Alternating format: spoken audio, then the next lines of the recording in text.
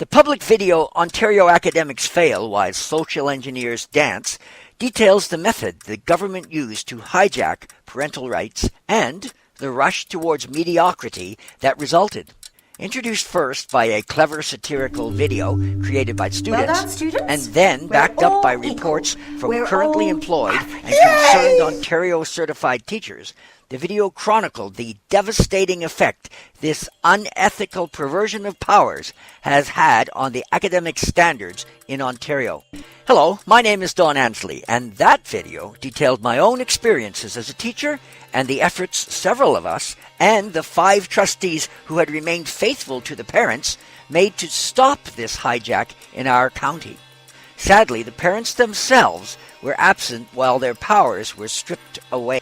Now, among those faith-based individuals, there is yet another major objection to government interference. It deals with the attempt to influence the moral upbringing of their children. Here, in this video, you will again see actual reports from certified teachers that outline the blundering efforts of a government to usurp the parents' role.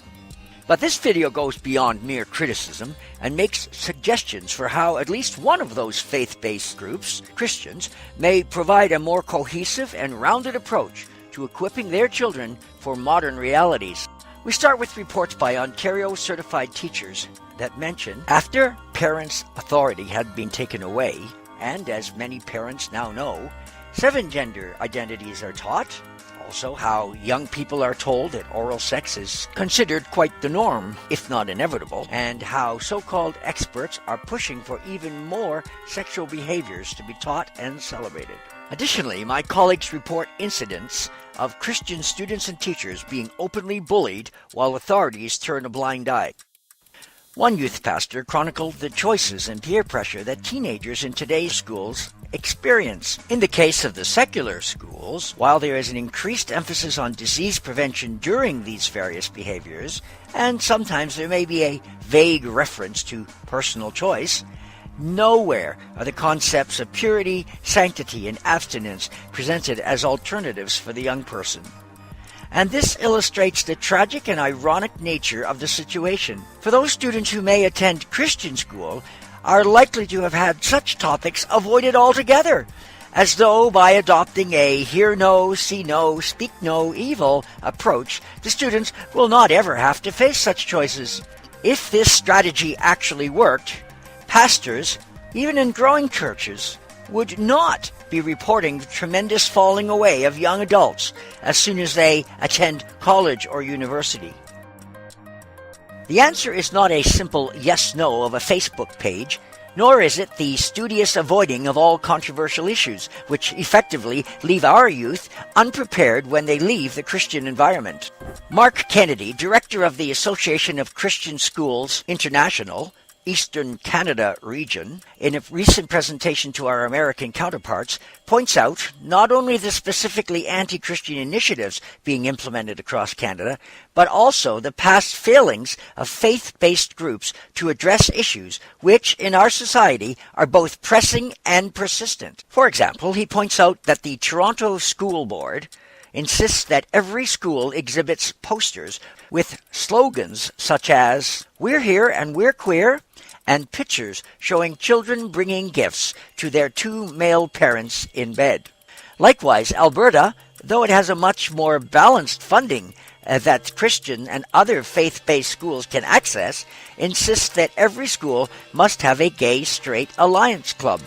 In Winnipeg, Manitoba, the policy states that children of either gender are to have access to all washroom and change facilities, irrespective of the labels on the door. The interpretation of the Education Act phrase, "in loco parentis," which used to describe the solemn duty of teachers to act as a kind and judicious parent and was never meant to undermine the parental authority, now means to replace the parent's authority with the new and more quote-unquote enlightened views currently in vogue. For example, while almost every parent has the strongest aversion to pedophilia, the keynote speaker at our 2014 Educators Conference describes himself as a theoretical pedophile and says, "We need the pedophile to fill our emptiness. provide the matter we otherwise miss, create our own form of existence.